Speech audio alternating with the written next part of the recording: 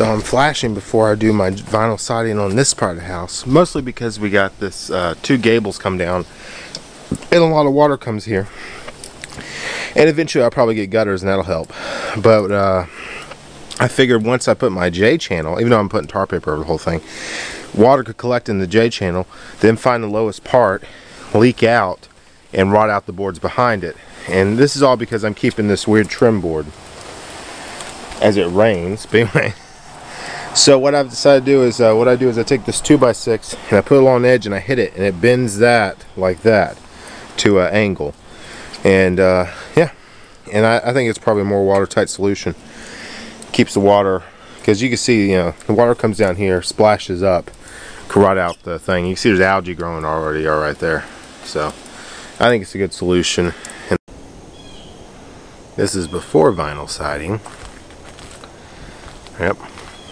That's how I get it before. So I've tar papered this. I put the first row of J channel down at the bottom, which I need to cut the extra tin that sticks out a little bit. J channel sticks out a whole inch, and the flashing only has to stick out about a 1/2 inch to cover the piece of trim wood. Got all my tar paper up with the vertical lines. I did vertically. That way I can line up where this joists are, roof joists, not roof joists, studs are, every 16 inches. And so just got to finish my J channel and be ready to go.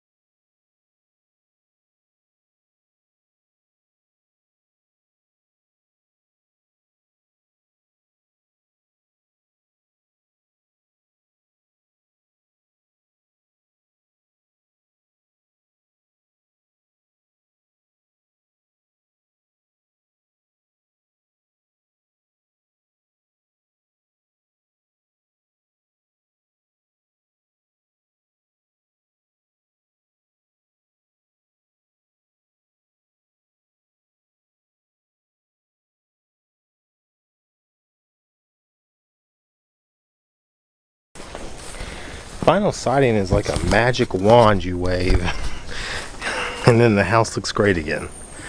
Anyway, it was fairly easy. And let's see, I put all my joints, I lapped them this way, so if you're on the front porch you can't see the joints very well. The only way you can see the joints if you're coming from this direction in.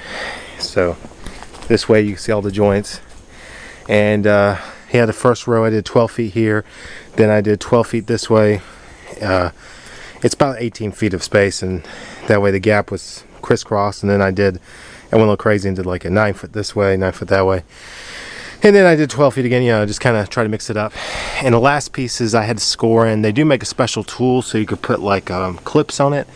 And I really don't think you need that unless you're in a high wind area. From what I've been told, You don't have to have any special tools. In fact, I don't.